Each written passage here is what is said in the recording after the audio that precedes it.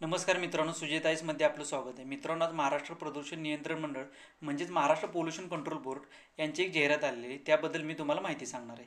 मित्रांनो, ही जी जाहिरात आहे ती गट म्हणजे ग्रुप ए, ग्रुप बी आणि ग्रुप सी या पदांसाठी आहे. तर त्याबद्दल माहिती पहिल्यांदा मी तुम्हाला पदांची माहिती सांगेल आणि पदसंख्या किती आहे याची माहिती सांगेल. ओके. तर मित्रांनो, पहिलं पद आहे प्रादेशिक अधिकारी. ओके, पहिलं पद आहे प्रादेशिक अधिकारी. एक नंबरचं पद तुम्ही बघू शकता. त्याची पदसंख्या आहे 2. नंतरचं पद आहे वरिष्ठ वैज्ञानिक अधिकारी. त्याची पदसंख्या आहे 1. तिसरं पद आहे वैज्ञानिक अधिकारी. त्याची पदसंख्या आहे 2. नंतर चौथं पद आहे कनिष्ठ वैज्ञानिक अधिकारी. त्याची पदसंख्या आहे 4. नंतरचं पद आहे 5 नंबरचं प्रमुख लेखापाल. त्याची पदसंख्या आहे 3. नंतर आहे विधी सहाय्यक. त्याची पदसंख्या आहे 3. ही जी पदे आहे आता हे लक्षात घेऊन मी 7 ते 11 ती बऱ्यापैकी सर्व कॅन्डिडेटसाठी बऱ्यापैकी सर्व कॅन्डिडेट या 7 ते 11 पदांसाठी फॉर्म भरू शकतात. मी तुम्हाला नंतर सांगेल काय पदाला यातील एक्सपिरियन्ससुद्धा लागतो. तर 7 नंबरचं पद आहे कनिष्ठ लघुलेखक. त्याच्यासाठी टोटल 14 वॅकन्सीज आहेत मित्रांनो. नंतर आहे कनिष्ठ वैज्ञानिक सहाय्यक. त्याच्यासाठी 16 वॅकन्सीज आहेत. नंतर वरिष्ठ लिपिक म्हणजे क्लर्क म्हणतो आपण त्याला, त्याच्यासाठी 10 वॅकन्सी आहेत. नंतर प्रयोगशाळा सहाय्यक 3 वॅकन्सी आणि कनिष्ठ लिपिक किंवा टंकलेखक त्याच्यासाठी 6 वॅकन्सीज आहेत. तर मित्रांनो, टोटल या वॅकन्सी आहेत 64. ओके, 64 या टोटल वॅकन्सीसाठी जाहिरात आलेली आहे मित्रांनो. तर आता ह्याचे ऑनलाईन अर्ज कधी सुरू झाले तर मित्रांनो, आज म्हणजे दिनांक 29/12/2023 पासून ऑनलाईन अर्ज करण्यास सुरू झालेले. ओके, तर ते कधीपर्यंत अर्ज आहेत? 19 जानेवारी 2024 पर्यंत, म्हणजे जवळजवळ 21 दिवसासाठी ही इथं अर्ज आपण ऑनलाईन अर्ज सादर करू शकतो. ओके, आजपासून ते 19 जानेवारी 2024 पर्यंत. ओके, तर आणि नंतर तुम्हाला इथे सांगितले परीक्षेसाठी ऑनलाईन प्रवेशपत्र म्हणजे हॉल तिकीट म्हणतो आपण त्याला, ते परीक्षेच्या आधी 7 दिवस असेल. ओके मित्रांनो, ही जी एक्झाम आहे ती IBPS घेणार आहे. लक्षात घ्या तुम्ही, ही एक्झाम ऑनलाईन होणार आहे. ही एक्झाम IBPS घेणार आहे. ओके, नंतरची मित्रांनो यासाठी आपण आता याचं डिटेल गोष्टी बघूया. तर आता ठीक आहे, हे सॅलरीचं सांगितले की तुम्हाला प्रादेशिक अधिकारी आहे त्याची सॅलरी वेतन श्रेणी दिली आहे, जे 7व्या वेतन आयोगानुसार S23 हा जो सॅलरीचा बँड आहे त्याच्यामध्ये ही सॅलरी मिळणार आहे. म्हणजे 67,700 ते 2,08,700 म्हणजे जवळजवळ 1,00,000 रुपयेपर्यंत इन हँड सॅलरी जाणार आहे याच्यामध्ये सुरुवातीला. ओके, तर ठीक आहे. आणि जे आता ही महत्त्वाची पदे ज्याला बऱ्यापैकी सर्व उमेदवार याला क्वालिफाय होऊ शकतं, तर ती कनिष्ठ लघुलेखक मित्रांनो. तर त्याच्यासाठी 38,600 म्हणजे STIचा जो पे बँड आहे 38,600 ते 1,22,800 एवढी सॅलरी आहे. म्हणजे इन हँड सॅलरी जवळजवळ 57,000 रुपये मिळेल तुम्हाला. ओके, या पदामुळे. पुन्हा कनिष्ठ वैज्ञानिक सहाय्यक त्याची सॅलरी आहे 35,400 ते 1,12,400. त्याला 16 जागा आहेत. वरिष्ठ लिपिक त्यासाठी 25,500 ते 81,100. नंतर प्रयोगशाळा सहाय्यक 21,700 ते 69,100 आणि कनिष्ठ लिपिक टंकलेखक त्यासाठी 19,900 ते 63,200 या दरम्यानची सॅलरी आहे. ओके, नंतर मित्रांनो ही तुम्हाला आता मी तारीख सांगितलीच. आता हे मित्रांनो, यामध्ये महाराष्ट्र शासनाची भरती असल्यामुळं महिलांना सुद्धा आरक्षण आहे. ही सगळ्यात सांगायची महत्त्वाची गोष्ट, महिलांना आरक्षण. आणि बाकी जे काय आरक्षण आहे ते जे रेग्युलर आरक्षण असतं महाराष्ट्र शासनाचं त्याच्यानुसार अनुसूचित जाती, अनुसूचित जमाती, SC ST VGNT यांना सुद्धा आरक्षण आहे याच्यामध्ये. पण महिलांना सुद्धा आरक्षण आहे, एक इथं महत्त्वाची बाब आहे. नंतर मित्रांनो पुढचा पॉईंट मी तुम्हाला सांगतो की याचा आता पुढचा पॉईंट असा आहे की मित्रांनो, पदनिहाय आवश्यक शैक्षणिक अर्हता, याचं क्वालिफिकेशन काय लागेल या पदांसाठी. तर जे पहिलं जे पद आहे प्रादेशिक अधिकारी, तर त्याच्यासाठी मित्रांनो पजेचं पोस्ट ग्रॅज्युएट डिग्री. ओके, त्याच्यासाठी तुम्हाला PG पाहिजे. तुम्हाला लक्षात घ्या, पोस्ट ग्रॅज्युएट डिग्री पाहिजे तुमचं. जर समजा तुमचं इंजिनिअरिंग झालं असेल तर त्याच्यामध्ये तुम्हाला PG करावं लागेल. ME किंवा MTech झालेलं असेल. Degree in engineering or its equivalent from recognise university किंवा इन्स्टिट्यूशन. ओके, एक्सपिरियन्स त्याच्यासाठी आहेत. ह्यातल्या पदांसाठी एक्सपिरियन्ससुद्धा लागणार आहे. तर जे प्रादेशिक अधिकारी रिजनल ऑफिसरचे जे पद आहे त्याच्यासाठी 5 वर्षाचा एक्सपिरियन्स, कमीत कमी 5 वर्षाचा एक्सपिरियन्स पाहिजे. Possess not less than 5 years experience after acquiring prescribed education qualification, कमीत कमी 5 वर्षाचा एक्सपिरियन्स पाहिजे त्यासाठी. ओके, नंतर सिनियर सायंटिफिक ऑफिसर वरिष्ठ वैज्ञानिक अधिकारी त्याच्यासाठी पजेचं doctorate degree in science or its equivalent form, doctorate degree पाहिजे. आणि ह्याच्यामध्ये सुद्धा पजेचं not less than 5 year experience. लक्षात द्या, not less than 5 years of experience after acquiring prescribed. ह्याला सुद्धा 5 वर्षाचा एक्सपिरियन्स, याला सुद्धा 5 वर्षाचा एक्सपिरियन्स लागणार आहे. नंतरचं मित्रांनो 3 नंबरचं जे पद आहे त्याचं नाव आहे सायंटिफिक ऑफिसर, वैज्ञानिक अधिकारी त्याला मराठीमध्ये म्हणतात. त्याच्यामध्ये सुद्धा PG लागणार आहे. पहिल्या 2 पोस्टला सुद्धा PG, याच्यामध्ये सुद्धा तुम्हाला post graduate degree in first class in science or its equivalent from, म्हणजे तुमचं MSc वगैरे ज्या मुलांचं झाले post graduate degree in first class in science or its equivalent from recognise university. Okay, त्याच्यासाठी सुद्धा मित्रांनो ह्याच्यासुद्धा यामध्ये सुद्धा 3 वर्षाचा एक्सपिरियन्स लागणार आहे. Possess not less than 3 years of practical experience after acquiring prescribed education. Okay, नंतरच आहे ज्युनियर सायंटिफिक ऑफिसर, कनिष्ठ वैज्ञानिक अधिकारी. मित्रांनो यामध्ये मिनिमम पोस्ट ग्रॅज्युएट डिग्री लागेल, ह्याच्यामध्ये सुद्धा PG लागेल. नंतर पजेस ह्याच्यामध्ये मात्र 2 वर्षाचा एक्सपिरियन्स लागणार आहे. 2 years of experience after acquiring prescribed qualification. म्हणजे मित्रांनो बऱ्यापैकी ह्या ज्या पोस्ट आहेत ना, पहिल्या एक ते जवळजवळ 6-7 पोस्ट त्या बऱ्यापैकी पोस्ट ग्रॅज्युएट वाल्यांसाठी आहेत आणि त्याच्यामध्ये त्यांनी एक्सपिरियन्ससुद्धा मागितलेला आहे. नंतरचे आहे प्रमुख लेखापाल, हेड अकाउंट. आता ह्याच्यासाठी मित्रांनो फक्त इथे डिग्री लागेल, तुमचं पजेचं degree with first class in any discipline. Okay, ही गोष्ट चांगली आहे. नंतर लेखापाल म्हणजे हेड अकाउंट, तुम्हाला 3 years ऑफ रिलेव्हंट एक्सपिरियन्स लागणार आहे. याच्यामध्ये 3 वर्षाचा रिलेव्हंट एक्सपिरियन्स लागणार आहे. ओके, आणि नंतर त्यांनी सांगितले preference shall be given to candidate possessing diploma in personal management office administration. Preference shall be given to candidate म्हणजे ज्यांचा डिप्लोमा झाला आहे पर्सनल मॅनेजमेंट किंवा ऑफिस ॲडमिनिस्ट्रेशनमध्ये त्यांना त्याच्यामध्ये प्रेफरन्स दिलेला आहे. तसेच knowledge of computer and government rules regulation will desirable, म्हणजे तुमचं MSCIT वगैरे काय झालं असेल त्याच्यामध्ये सुद्धा त्यांना प्रेफरन्स दिला जाईल. मग आता हे सुद्धा पद बऱ्यापैकी म्हणजे खूप बऱ्यापैकी ह्याला लोक इलिजिबल होऊ शकतात या पदासाठी, ज्यांना 3 वर्षाचा एक्सपिरियन्स आहे. आणि कारण की इथं फक्त ग्रॅज्युएशन लागणार आहे, इथं पोस्ट ग्रॅज्युएशन लागणार नाही. नंतरची मित्रांनो पोस्ट आहे की लीगल असिस्टंट विधी सहाय्यक. नावावरूनच कळते की ह्याला लॉचं शिक्षण लागत असणार आहे, कायद्याचं शिक्षण लागत असणार आहे. त्याच्यामध्ये मग एज्युकेशन काय लागते, पहिलेचं degree in law from a recognise university, म्हणजे LLB तुम्हाला ह्याच्यामध्ये हवं. मग तुम्ही 12वी नंतर 5 वर्षाचे LLB करा किंवा ग्रॅज्युएशन नंतर 3 वर्षाचे LLB करा. याच्यामध्ये तुम्हाला LLB लागणार आहे. पजेस नॉट लेस दॅन, ह्याच्यामध्ये कमीत कमी 1 वर्षाचा एक्सपिरियन्स लागणार आहे. Practical experience after acquiring qualification prescribed. Legal assistant म्हणजे समजा आता MPCBवरच्या काही केसेस असतील कोर्टामध्ये वगैरे, तर त्यांची बाजू मांडण्यासाठी यांची गरज असते. कोणाची, लीगल असिस्टंटची, असं म्हणू शकतो तुम्ही. नंतर preference shall be given to departmental candidate possessing prescribed qualification and having regular service. जे डिपार्टमेंटल त्यांचे आहेत ऑलरेडी MPCBमध्ये जे डिपार्टमेंटल कॅन्डिडेट आहेत आणि त्यांना 3 वर्षाच्यापेक्षा जास्त एक्सपिरियन्स आहे त्यांना इथं प्रेफरन्स दिला जाईल. पण ठीक आहे, हे काही जास्त लक्षात घेणं महत्त्वाचं नाही. पण लक्षात घ्या ज्याचा लॉ झाला आहे त्याला 1 वर्षापेक्षा जास्त अनुभव आहेत तेच ह्या पदासाठी अप्लाय करू शकतात. नंतरचं मित्रांनो पद आहे ज्युनियर स्टेनो. ओके, त्याच्यामध्ये कनिष्ठ लघुलेखक म्हणतात त्याला. आता याच्यामध्ये लक्षात घ्या तुम्ही ग्रॅज्युएट इन एनी डिसिप्लिन. ठीक आहे, ही चांगली गोष्ट. ग्रॅज्युएटला फक्त ग्रॅज्युएशन लागणार आहे. आणि GCC सर्टिफिकेट म्हणजे टायपिंगचं, त्याला म्हणतो गव्हर्नमेंट कमर्शियल सर्टिफिकेट म्हणतात. In short hand and type writing with 100 words per minute and 40 words per minute in English किंवा 80 word per minutes and 30 words per minute in Marathi respectively. म्हणजे इंग्लिशमध्ये 100, ओके, शॉर्ट हँड 100 लागणार आहेत आणि type रायटिंगचं speed लागणार आहे 40 words per minute, आणि तसंच मराठीमध्ये 80-30चा फॉर्म्युला आहे. ओके, तर ह्याच्यामध्ये ज्यांचं जे मुलं आता ग्रुप क ची तयारी करतात MPSCमध्ये त्यांच्यासाठी फायद्याची गोष्ट आहे. बऱ्यापैकी ती मुलं याला क्वालिफाय होऊ शकतात. ओके, इथं काही त्यांनी एक्सपिरियन्सची काही आठ सांगितलेली नाही, हा कॉलममध्ये त्यांनी काहीच दिलेलं नाही एक्सपिरियन्सचे. ओके, नंतरचं काय मित्रांनो ज्युनियर सायंटिफिक असिस्टंट, कनिष्ठ वैज्ञानिक सहाय्यक. Possess minimum first class degree in science. Okay, degree in science म्हणजे इथं MSc वगैरे हे सुद्धा मुलं इथं क्वालिफाय होऊ शकतात, BSc वगैरे. First class degree in science आणि काय म्हणतात की or its equivalent from recognised university. तसंच ह्याच्यामध्ये सुद्धा मात्र 1 वर्षाचा एक्सपिरियन्स लागणार आहे. ओके, नंतर काय आहे की पुढचं पद आहे मित्रांनो सिनियर क्लर्क. ओके, वरिष्ठ लिपिक. ओके, याच्यामध्ये सुद्धा डिसिप्लिन डिग्री लागणार आहे, ग्रॅज्युएशन लागणार आहे आणि ह्याच्यामध्ये मात्र 3 वर्षाचा एक्सपिरियन्स मागितलेला आहे. Or of experience after acquiring qualifications prescribed. नंतरचं काय 10 नंबरची मित्रांनो पोस्ट आहे प्रयोगशाळा सहाय्यक. Possess degree in science or equivalent from recognised university.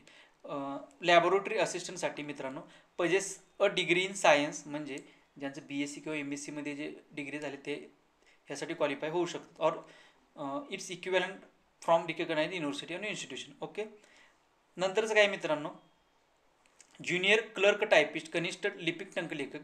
ह्याच्यामध्ये सुद्धा फक्त ग्रॅज्युएशन लागणार आहे आणि candidate should possess a GC government commercial certificate in type writing with 30 words per minute in Marathi और इंग्लिश. म्हणजे फक्त 30 WPM 30 वर्ड्स पर मिनिट आहे. मग ते मराठीमध्ये असो किंवा इंग्लिशमध्ये असो. ऑर म्हटलंय ना, किंवा म्हटलंय, दोन्हीमध्ये नाही. 30 words per minute in English किंवा मराठी. पण ह्याच्यामध्ये सुद्धा त्याने मित्रांनो प्रेफरन्स दिला आहे. Provide a preference may be given to the candidate having 2 years experience in office working 2 years of experience in office working after acquiring qualification. फक्त इथे प्रेफरन्स दिला आहे. ओके मित्रांनो, हे लक्षात घेण्यासारखं आहे. Provided that preference may be given, म्हणजे इथं हे जी एक्सपिरियन्सची आठ आहे ही इथं कसं म्हटलं आहे बघा. आता 9 नंबरच्या पोस्टला की सिनियर क्लर्कला possess not less than 3 years of experience. Junior scientific office असिस्टंटला सुद्धा म्हटले की possess not less than 1 years of experience. Okay, पण इथं म्हणले फक्त इथं प्रेफरन्स दिला जाईल. ओके, म्हणजे इथं कंपल्सरी नाही. जर समजा तुम्ही याच्यासाठी ज्युनियर क्लर्क टायपिस्ट कनिष्ठ लिपिक किंवा टंक लेखीसाठी अप्लाय केला फॉर्म, तुमचं ग्रॅज्युएशन झाले, तुमच्याकडे टायपिंग सर्टिफिकेट आहे आणि तुम्ही ही एक्झाम पास झाला. ओके, तर आणि तुम्ही चांगल्या मार्काने समजा पास झाला तर नॉट नेसेसरी, तुम्हाला असं गरजेचं नाही की तुम्हाला इथे एक्सपिरियन्सच हवा. हां, पण तुमच्या समजा तुम्हाला इक्वल मार्क्स मिळाले आणि तुमच्यासोबतच्या कॅन्डिडेटला समजा एक 90 मार्क पडले आणि तुम्हाला सुद्धा 90 पडले, पण त्या कॅन्डिडेटकडे 2 वर्षाचा एक्सपिरियन्स आहे, तेव्हा त्या कॅन्डिडेटला प्रिफरन्स दिला जाणार. ओके, म्हणजे इथं सुद्धा सर्वजण अप्लाय करू शकतात ज्यांच्याकडे टायपिंग सर्टिफिकेट आहे ते. ओके, पण ह्या गोष्टीला इथं कसं आहे, ज्युनियर सायंटिफिकला इथं कंपल्सरी आहे एक्सपिरियन्स. ओके, पजेस लेस दॅन, फक्त इथं प्रेफरन्स दिलं आहे. ही गोष्ट तुम्ही घ्या. 11 नंबर पोस्ट लक्षात ठेवा मित्रांनो, कनिष्ठ लिपिक टंक लेखक आणि फक्त 30 वर्ड्स पर, म्हणजे 30 शब्द लागणार आहेत पर मिनिटाला, भले ते इंग्लिशमध्ये असो किंवा मराठीमध्ये असो. ओके, आता मित्रांनो याचा सिलेबस दिलेला आहे, परीक्षेसाठी अभ्यासक्रम दिलेला आहे. तर जास्त करून आपण जे खालची पद आहेत त्याचा अभ्यासक्रम डिटेलमध्ये मी तुम्हाला सांगेन. तर पहिली जी पोस्ट आहे रिजनल ऑफिसर, त्याच्यासाठी मित्रांनो लक्षात घ्या, ह्याच्यासाठी इंटरव्ह्यू सुद्धा होणार आहे. आपण पुढे पाहूच. तर general knowledge aptitude test and English language comprehensive skill mark आहेत 30. नंतर basic skill in science and engineering marks आहेत 30. नंतर इन्व्हायरमेंट पेपर पार्ट 3 आहे, environmental legislation, air water waste management like treatment, general issue of in environment, ह्याला 100 marks असणार आहेत. Okay, part 1 बघा आता. तर जनरल नॉलेजमध्ये काय मग current event of national international importance, हे हा तोच सिलेबस तुम्हाला माहिती आहे. Current affairs, Indian and world geography असेल, Indian politic governance, constitution and political system. Basic general aptitude test सुद्धा होणार आहे. ह्याला वर्बल ॲबिलिटी असेल, क्वांटचे ॲप्टिट्यूड असेल, क्वांटिटेटिव्ह ॲप्टिट्यूड आणि लॉजिकल रिजनिंग. ओके, नंतर मित्रांनो ह्यातलाच पार्ट 2 मध्ये बेसिक स्किल इन सायन्स आणि इंजिनिअरिंगमध्ये असतं. त्याच्यामध्ये मॅथमॅटिक्स असेल 12वीच्या लेवलचं. ओके, नंतर काय केमिस्ट्री असेल 12वी क्लास लेवलचं. नंतरचं आहे की इन्व्हायरमेंटल लेजिस्लेशन, तुम्हाला माहिती आहे इन्व्हायरमेंटल लेजिस्लेशनमध्ये ॲक्ट आहेत, provision of water, prevention of control of pollution act 74 वगैरे, ह्या ॲक्टवर सुद्धा ही सिलेबस हे ॲक्टसुद्धा ह्या सिलेबसचा भाग आहेत. ओके मित्रांनो, तर नंतरची पोस्ट आहे सिनियर सायंटिफिक ऑफिसर किंवा सायंटिफिक ऑफिसर ग्रेड ए, ही सुद्धा ग्रेड एची पोस्ट आहे. ह्याच्यामध्ये लक्षात घ्या की general knowledge aptitude test and English language 60 मार्कासाठी असणार आहे. वॉटर एअर आणि नंतर काही डेटा कंपायलेशन, डेटा रिव्ह्यू आणि ॲडमिनिस्ट्रेशन हे 60 मार्कासाठी असणार आहे मित्रांनो. तर याचा हा सुद्धा बऱ्यापैकी सेम सिलेबस आहे त्याचा. ह्याच्यामध्ये सुद्धा बघा की तुम्ही इथं administration, accounting, purchase, tender, ETC, environment and impact factor, मग क्लायमेट चेंज, आपण जे आता ग्रुप पहिल्या ज्या पोस्टिंगला बघितली त्याला सुद्धा बऱ्यापैकी हा सेम सिलेबस आहे. आता junior scientific officer grade B आणि ज्युनियर सायंटिस्टला इथं काय असणार आहे मित्रांनो बघा. General knowledge aptitude test English language 80 mark, water air biological parameter analysis, HW biological parameter analysis, data compilation 120 mark, म्हणजे 200 मार्कची एक्झाम आहे. ओके, नंतर ह्याच्यामध्ये सुद्धा बऱ्यापैकी सेम आहे. GK आहे, ह्याच्यामध्ये महाराष्ट्र नॅशनल इंटरनॅशनल इम्पॉर्टंटच्या करंट न्यूज असतील, इंडियन वर्ल्ड जॉग्राफी हिस्ट्री असेल आणि Indian policy, governance, constitution and political system. Aptitude test होणार आहे, बेसिक स्किल इन ॲनालिसिस किंवा कंपायलेशन. नंतर आता हे घ्या मित्रांनो, तुम्हाला मी सांगितले की ह्या ज्या पोस्ट आहेत, हेड अकाउंटंट असेल, सिनियर क्लर्क असेल, ज्युनियर क्लर्क असेल किंवा टायपिस्ट, जे आपण 11 नंबरची पोस्ट बघितली. ओके, तिथं की कंपल्सरी लागत नव्हतं आपल्याला एक्सपिरियन्स सर्टिफिकेट. तर त्या पोस्टच्या संदर्भात आपण जरा डिटेलमध्ये डिस्कस करूया मित्रांनो. तर लक्षात घ्या, तर ह्याच्यामध्ये काय आहे सिलेबस, जनरल नॉलेज असणार आहे, ॲप्टिट्यूड टेस्ट असणार आहे, इंग्लिश लँग्वेज कॉम्प्रिहेन्सिव्ह स्किल असणार, म्हणजे पॅसेजवर बोलते इंग्लिश लँग्वेज कॉम्प्रिहेन्सिव्ह स्किल आहे, ही 80 मार्कची होईल. आणि बुक किपिंग, अकाउंटिंग आणि general administration post related topic, post related topic असणार आहेत, लक्षात घ्या तुम्ही. त्याच्यावर 120 मार्क्सचं प्रश्न येणार आहेत. आता इथं त्यांनी दिले पार्ट 1 दिलं आहे. पार्ट 1मध्ये जनरल नॉलेज दिले, तर त्याच्यामध्ये current affairs of state, national and international सेमच गोष्ट आहे, चालू घडामोडी. नंतर दुसरा पार्ट आहे इंडियन अँड वर्ल्ड जॉग्राफी किंवा हिस्ट्री. तिसरा पार्ट आहे इंडियन पॉलिसी म्हणजे constitution and political system and knowledge of current events. Okay, हे जनरल नॉलेजचा पार्ट झाला. ॲप्टिट्यूड टेस्टमध्ये काय असणार आहे बघा आता. तर लॉजिकल रिजनिंग असणार आहे, decision making and problem solving ability, जे राज सेव्हर डिसिजन मेकिंगचे क्वेश्चन असतात त्या टाईपचे म्हणा. आणि नंतर तिसरं आहे जनरल इंटेलिजन्स ॲबिलिटी. ओके, म्हणजे सीसॅटच थोडक्यात भाग, क्वांट ॲप्टिट्यूड वगैरे. नंतर पार्ट 2मध्ये बघा, पार्ट 2मध्ये याच्यामध्ये काय असणार आहे मित्रांनो, की नॉलेज ऑफ बजेट, बजेटचं नॉलेज पाहिजे.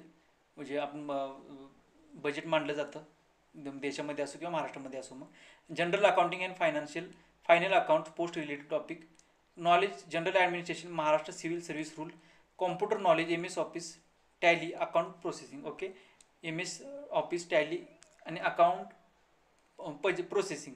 नंतर ही ठीक आहे, ही पोस्ट आहे जी लॉ, जे ज्यांचं LLB किंवा LLM झाले त्यांच्यासाठी ही पोस्ट आहे. लिगल असिस्टंट त्यांच्यासाठी काय सिलेबस आहे, general knowledge, aptitude test, English language, हे म्हणजे हा बऱ्यापैकी सगळ्यांना पार्ट सेमच आहे, पार्ट 1. ओके, आता ह्या पार्ट 2 आणि दुसरा आहे part environmental legislation and other law, इन्व्हायरमेंटचे जे रिलेटेड कायदे आहेत वगैरे त्याच्यावर पार्ट 2 असून त्याच्यावर 120 क्वेश्चन असणार आहेत मित्रांनो. आता ज्युनियर स्टेनो ग्रेड C मध्ये बघा, ह्या पोस्टमध्ये मित्रांनो पार्ट 1मध्ये बघा general knowledge, aptitude test and English language, comprehensive test ह्याच्यामध्ये 80 marks, typing and shorthand skill, computer processing, general accounting administration. लक्षात घ्या मित्रांनो, इथं टायपिंगला मार्क असणार, इथं मार्क कन्सिडर केलेला आहे टायपिंगला. Typing and shorthand skill, computer processing, general accounting and ॲडमिनिस्ट्रेशनसाठी 80 मार्क असणार आहेत. आणि प्रोफिशियन्सी टेस्टमध्ये सुद्धा 40 मार्क असणार आहेत. म्हणजे हे किती झाले, 80 80 160 अशी ही सुद्धा 200 मार्कची एक्झाम आहे. ओके, तर याच्या GK मध्ये तुम्हाला माहीत आहे same current affairs, Indian history किंवा Indian geography, world geography, Indian policy and governance, constitution and political system, knowledge of current event. ठीक आहे, इथं ॲप्टिट्यूड टेस्टमध्ये logical reasoning, analytical ability, decision making हे सुद्धा तुम्हाला मगाशी मी डिस्कस केलेलं आहे. नंतर पार्ट 2मध्ये बघा knowledge of general accounting and administration, general awareness of computer operating and presentation, post related topics. Okay, नंतर आणि proficiency test for shorthand typing skill in English and Marathi. म्हणजे इथं टायपिंगला सुद्धा मार्क आहेत, लक्षात घ्या मित्रांनो. प्रोफिशियन्सी टेस्ट त्याला 40 मार्क आहेत, म्हणजे तुमच्याकडे सर्टिफिकेट आहे पण त्याची एक्झाम होणार.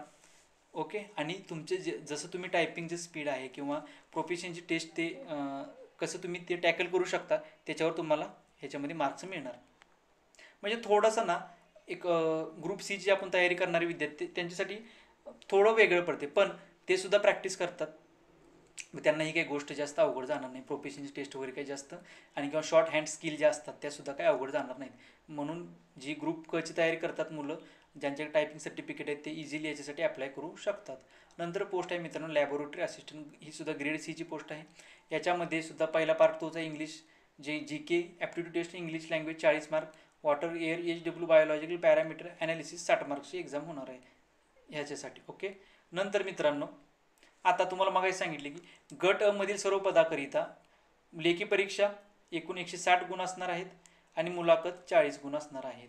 तर आणि ही परीक्षा लक्षात घ्या मित्रांनो, ही परीक्षा वस्तुनिहाय बहुपर्यायी प्रश्न नाहीत याच्यामध्ये.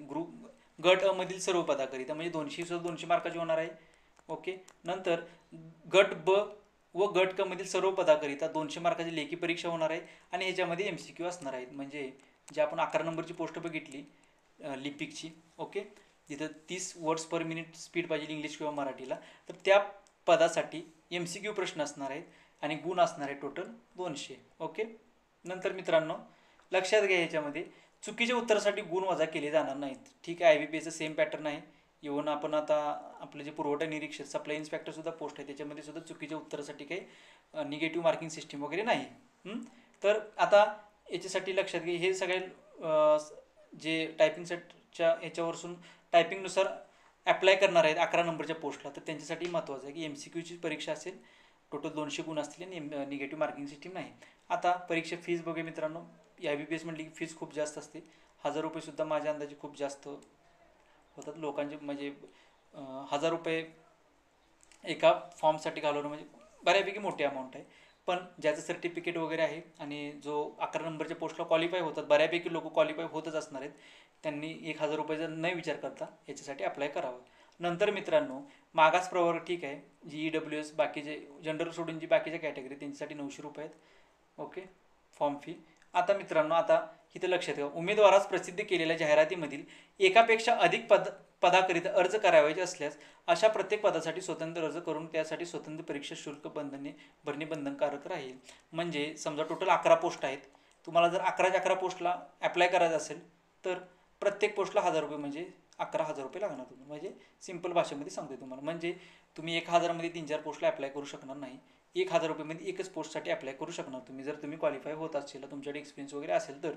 ओके, तुम्हाला तारीख सांगितली 29 तारीख, 29 डिसेंबर म्हणजे आजपासून ते 19 जानेवारी 2024 हे ऑनलाईन वेबसाईट चालू राहणार आहे. ओके, नंतरचं ह्या गोष्टी तर तुम्ही बघू शकता की फोटो वगैरे, सही वगैरे, ह्या बेसिक गोष्टी. तुम्ही सप्लाय इन्स्पेक्टरचा फॉर्म भरला असेल तर तुम्हाला माहितीच आहे त्या गोष्टी, यामध्ये काही डिस्कस करण्यासारखं फार इम्पॉर्टंट नाही. आता परीक्षा केंद्र एक तुम्हाला सांगतो मित्रांनो, महाराष्ट्रात 7 ठिकाणी परीक्षा होणार आहेत. मुंबई, ठाणे, नाशिक, पुणे, छत्रपती संभाजीनगर म्हणजे औरंगाबाद, 5 नंबर कोल्हापूरला होणार आहे, नागपूरला आणि अमरावतीला. ओके, हे लक्षात घ्या, 7 ठिकाणी परीक्षा होणार आहे. नंतर ठीक आहे, ओळख पटवणे वगैरे. आता इथे त्यांनी सांगितले की परीक्षेची वेळ मात्र इथे सांगितली 2 तासाची असणार आहे मित्रांनो. 2 तासाची ही परीक्षेची वेळ असणार आहे, हे लक्षात घ्या तुम्ही. ओके, परीक्षेची वेळ जरी 2 तास 120 मिनिटे असली तरी उमेदवारास ओळख पटवणे, आवश्यक कागदपत्रे गोळा करणे, इथं मित्रांनो परीक्षेचा कालावधी 2 तास असणार आहे, लक्षात घ्या. पण त्यांनी असे सांगितले की ओळख पटवणे, कागदपत्र गोळा करणे, सूचना देणे या सर्व बाबी पूर्ण करण्यासाठी साधारण 1 तास आधी परीक्षा केंद्रावर उपस्थित राहावे लागेल. ही गोष्ट लक्षात घ्या मित्रांनो तुम्ही. नंतर जे आपण एक पॉईंट डिस्कस करूया, याच्यामध्ये महत्त्वाचं वाटलं मला ते. ओके, त्याने असं सांगितले की वर नमूद केलेल्या पदसंख्या प्रवर्गनिहाय आरक्षणामध्ये वाढ, घट अथवा बदल होण्याची शक्यता आहे. हे एक लक्षात, म्हणजे जागा वाढू सुद्धा शकतात. नंतरचा महत्त्वाचा मुद्दा मित्रांनो मला यामध्ये असा वाटला की, एक मिनिट, नंतर मित्रांनो महिला आरक्षणचं बद्दल इथं त्यांनी माहिती दिलेली आहे. महिलाकरिता आरक्षित पदावर पात्र महिला उमेदवार उपलब्ध न झाल्यास त्या प्रवर्गातील पात्र पुरुष उमेदवारांचा विचार करण्यात येईल. म्हणजे जर समजा महिला उमेदवार त्यांना उपलब्ध झाल्यानंतर त्याच्या ठिकाणी ते पुरुष उमेदवाराचा विचार करू शकतात. ओके, नंतर महिला आरक्षित पदावर दावा करणारे, ठीक आहे ही गोष्ट, महिला शासन खुल्या, आता हे घ्या, हे महत्त्वाचं मित्रांनो, खुल्या प्रवर्गातील महिलाकरिता आरक्षित असलेल्या पदावर निवडीकरिता नॉन क्रिमिलेअर प्रमाणपत्राची अट रद्द करण्यात आलेली आहे. म्हणजे जे जनरल कॅटेगरी ज्या महिला आहेत त्यांना नॉन क्रिमिलेअरची अट रद्द करण्यात आलेली आहे मित्रांनो. ओके, नंतर खुल्या प्रवर्गातील, हे लक्षात घ्या, म्हणजे EWS कॅटेगरीसाठी मी तुम्हाला सांगतो, EWSसाठी दुर्बल घटक आरक्षणासाठी 8 लाखाच्या आतचा दाखला पाहिजे. हे एक लक्षात घ्या तुम्ही. 8 लाख रुपये जे उत्पन्न आहे वार्षिक, त्याच्या आतला तुम्हाला दाखला प्रोव्हाइड करावा लागेल मित्रांनो. ओके, नंतर आता एज बघूया आपण. खुला प्रवर्गासाठी एज वयोमर्यादा आहे कमाल 38 आहे, किमान 18, आणि बाकी तुम्हाला माहिती आहे मागासवर्गासाठी 43 आहे, दिव्यांग उमेदवारासाठी 45. हे एक लक्षात घ्या. 38 वर्षापर्यंत म्हणजे MPSCच्या पॅटर्ननुसारच, म्हणजे 38 वर्ष कमाल वयोमर्यादा आहे. ओके,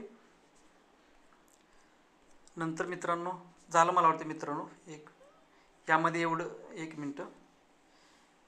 ओके, कागदपत्र पडताळणी वेळेस विहित कागदपत्रे प्रमाणपत्रे सादर करणे सदर परीक्षेच्या निकालानंतर तात्पुरत्या, ठीक आहे. त्यांनी हे मित्रांनो एक यादी सुद्धा दिली आहे काय हे पण निवड झाल्यानंतरच्या या गोष्टी आहेत. ओके मित्रांनो, तर जे पोरं, जे मुलांच्याकडे टायपिंग सर्टिफिकेट आहे GCCचं, आणि जे MPSC ग्रुप कची तयारी करतात बऱ्याच दिवसापासून, ते याला इझिली अप्लाय करू शकतात 11 नंबरच्या पोस्टसाठी. ओके, तर तिथे कंपल्सरी नाही की तुमच्याकडे एक्सपिरियन्सच हवा म्हणून, फक्त जर एक्सपिरियन्स असेल तर त्यांना प्रेफरन्स दिला जाईल. म्हणजे सगळे लोक अप्लाय करू शकतात, ज्यांच्याकडे टायपिंग सर्टिफिकेट आहे ते लोक सगळे अप्लाय करू शकतात. तर तुम्ही अवश्य अप्लाय करा.